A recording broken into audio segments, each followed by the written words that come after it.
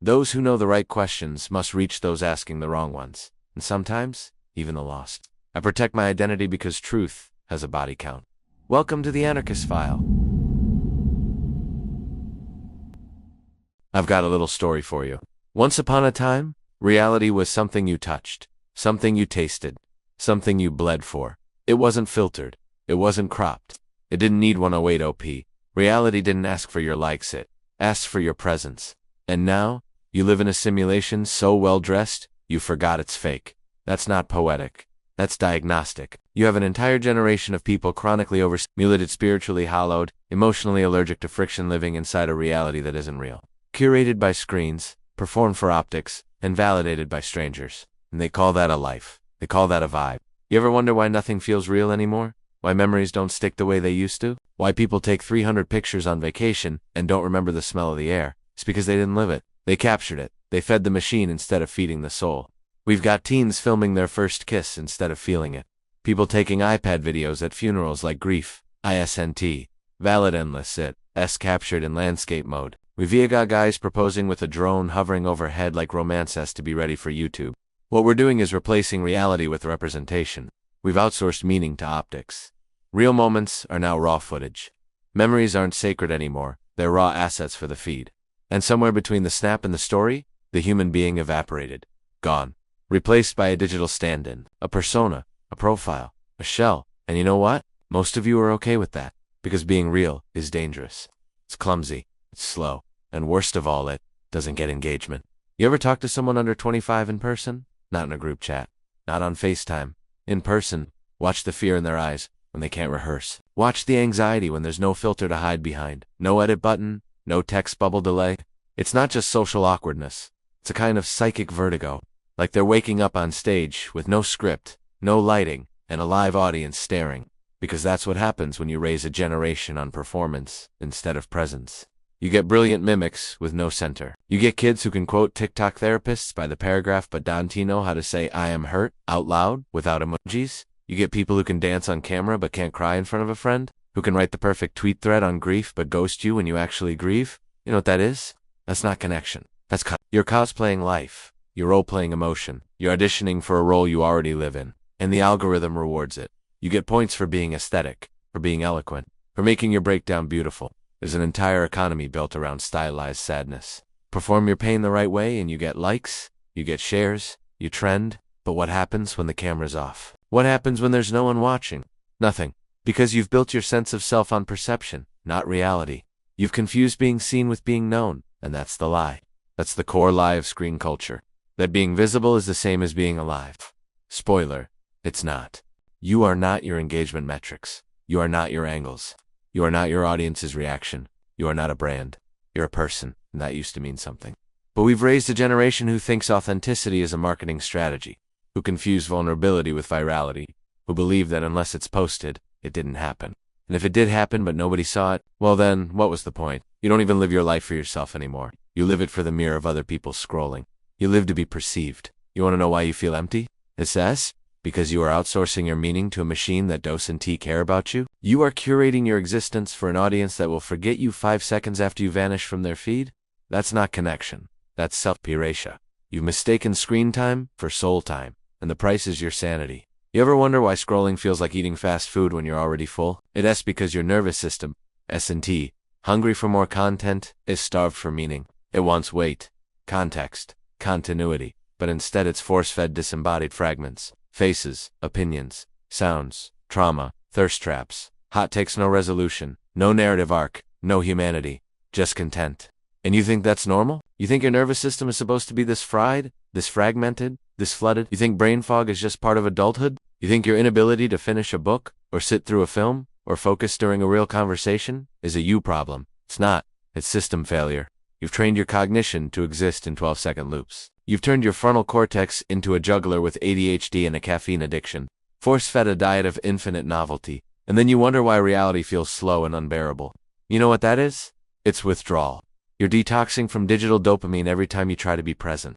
That tension you feel in the silence, that itch to reach for your phone, that internal squeal when nothing's playing, pinging, or loading. That's not boredom. That's the ghost of stimulation past. And you can't fix it with moderation. You can't fix it by dimming your brightness and downloading a wellness app. You fix it by understanding the deeper mechanics. Screens don't just distract you, they replace you. They replace your instincts with templates, replace your curiosity with feeds, replace your self-inquiry with trends, replace your natural rhythms with a metronome owned by advertisers and run on serotonin levers. And the most dangerous part? You call this keeping up? Keeping up with what? The conversation, the aesthetic, the information cycle. You're not keeping up here being dragged behind a speeding vehicle, losing skin and memory and presence by the mile, and calling it enlightenment. You're not informed. You're inflamed. You're not connected. You're congested. And no one's going to save you, because no one makes money when you heal. They make money when you're confused.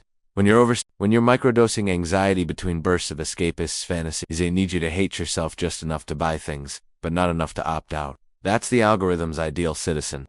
And you've been trained to comply. You build your life around notifications, then wonder why you feel disoriented when it's quiet. You broadcast your joy and grieve in silence because you've been conditioned to see intimacy as a liability. You outsource your attention, your love, your time, your story, and you get nothing in return but applause from strangers you'll never meet. They don't know you.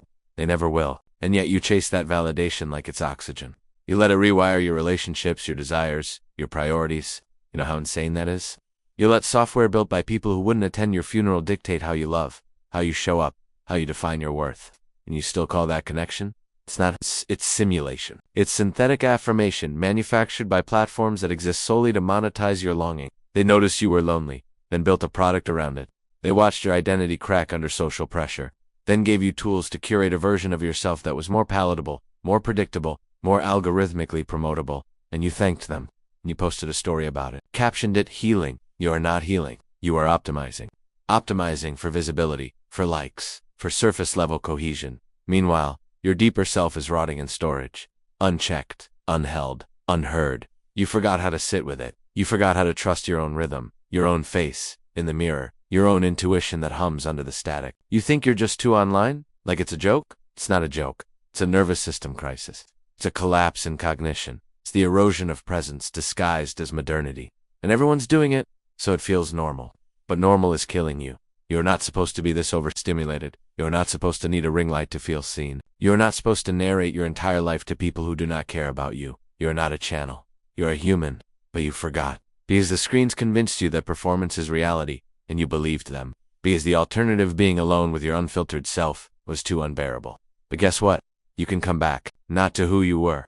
Not to some nostalgic version of reality, but to the thing underneath the noise. The pulse that remains when the battery dies. The you that isn't curated. The you that doesn't need applause to feel real. That version of you is still alive. It's just buried under infinite scroll. It's waiting and is pissed. Because it's watched you trade presence for performance over and over again. It has watched you contort yourself into personas for people who would never do the same for you. It's watched you live like an unpaid intern on your own timeline. Always posting, always performing, always polishing, never resting. It wants out. It doesn't want your brand. It wants your breath. It wants your full, imperfect attention. And the question is, will you give it? Will you unplug not from technology, but from the delusion that digital reality is the only one that matters? Will you stop feeding the feed and start feeding your life? Or will you keep cosplaying connection until the lights go out? Do you think this was accidental? That we just stumbled into this little pocket dimension of digital identity by chance? No, this wasn't evolution. This was extraction. There are entire buildings full of people whose job is to keep you online and underfed. Their job is not to inform you, connect you, or empower you. Their job is to distract you, to hollow out your depth and replace it with stimuli. You are not a customer. You are not a community member. You are not a creator. You are inventory, and they are farming you.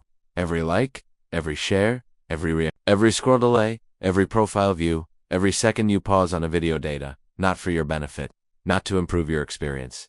That's the candy coating, the real goal. Behavioral predictability, because predictable people are profitable. You want to know what they're really optimizing for? Not user satisfaction, not engagement. They're optimizing for dependency. They want your nervous system to spike when you get a notification. They want your self-worth to oscillate based on your analytics. They want your idea of reality to be just blurry enough that the app always feels more stable than your own life. It's not just attention capture, it's identity replacement. And it's brilliant. They didn't need to censor you. They didn't need to put a chip in your head. All they had to do was build something slightly more pleasurable than your own internal life and weight. That's all. Now you resold the illusion of agency while being funneled through a machine optimized for your fatigue. You choose what to post, what to watch, who to follow, but the rails were built before you got there? You don't choose anything when your baseline is engineered. They gave you infinite options, but no sovereignty. And the worst part? You love it. Because it doesn't just scratch the itch, it manufactures the itch. You didn't used to care about likes. You didn't used to need 4K selfies with perfect lighting.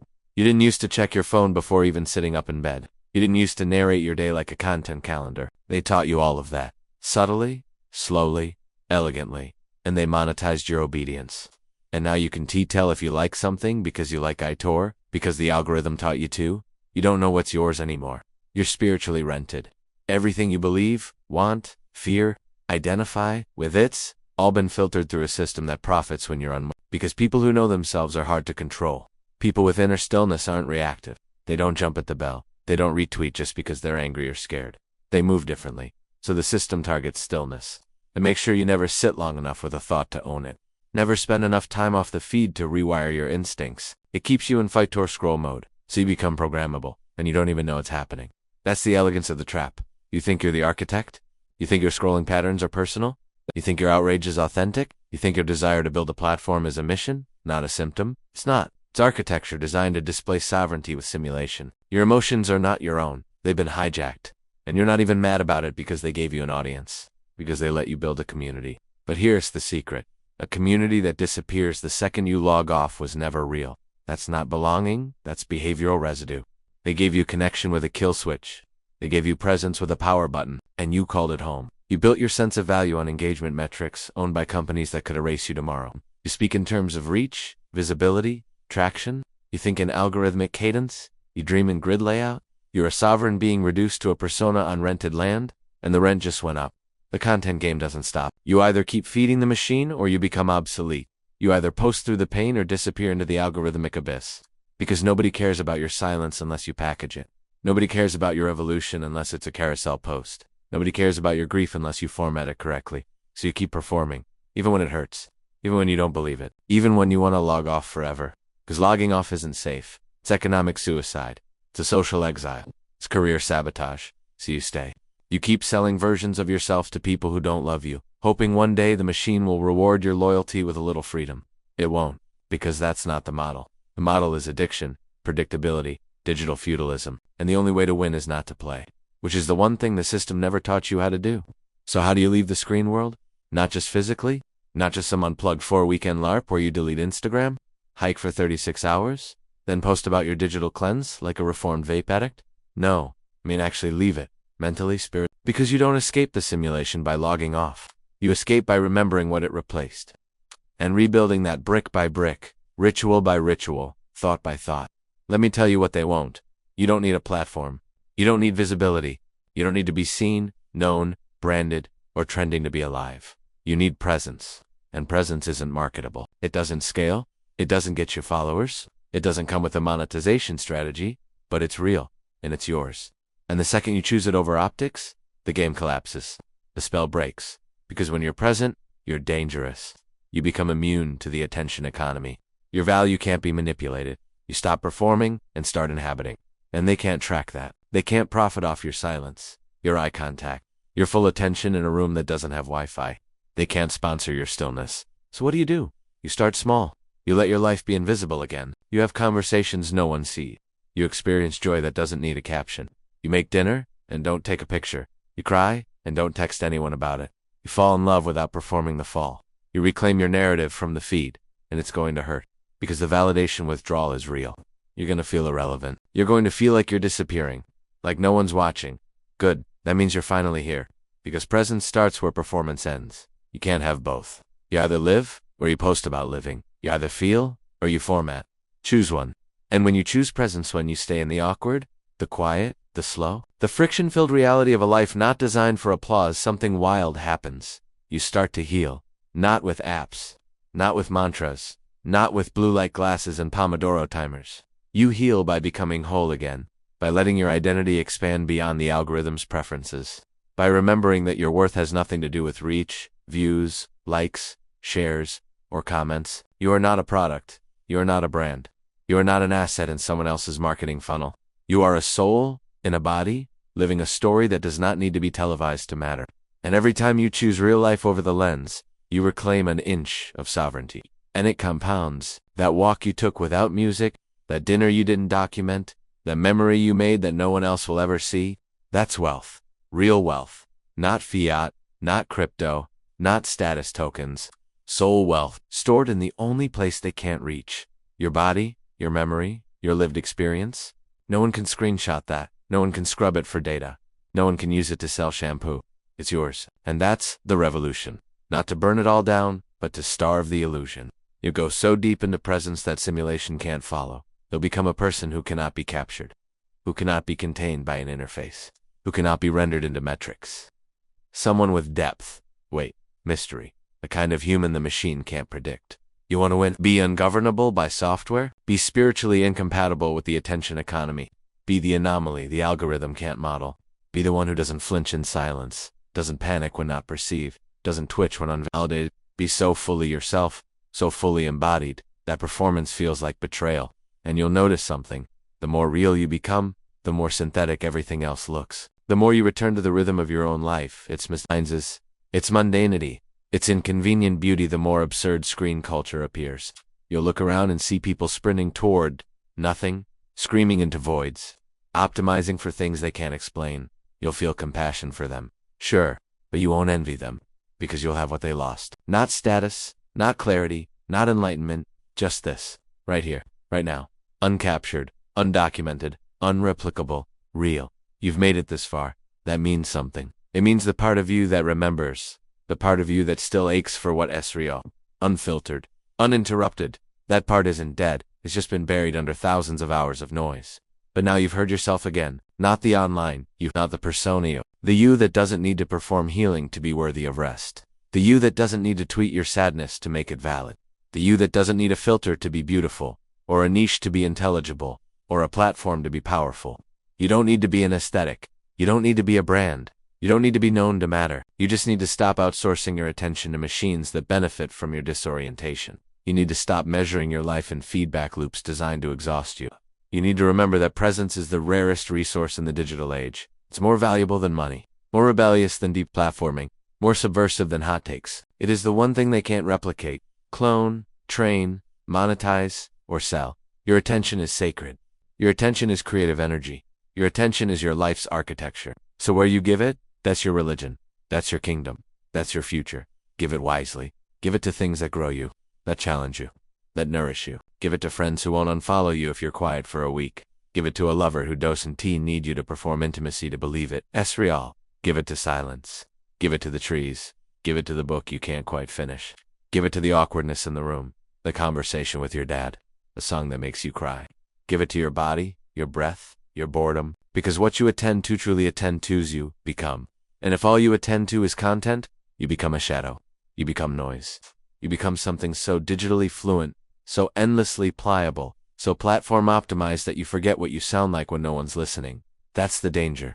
Not that the screens make you fake, but that they make you forget there was ever a real you before the performance began. But that self, it's not gone. It's just waiting. Waiting for you to leave the stage. Waiting for you to log off, not in shame, not in protest, but in confidence. Knowing that you no longer owe your soul to an audience. That you no longer owe your memory to metadata. That you no longer owe your story to systems that can't love you. You want real? Then walk away. Not forever. Not aesthetically, just long enough to remember that life didn't always happen behind glass. That joy doesn't have to be narrated. That grief doesn't have to be cropped. That meaning doesn't have to be explained. That you don't need to be watched to be real. You just need to be sabi. Live your life unrecorded. Laugh without proof. Disappear without explanation. And let them wonder what happened to you. Let them ask where you went. Let the algorithm choke on your absence. Let the system glitch out trying to profile a ghost.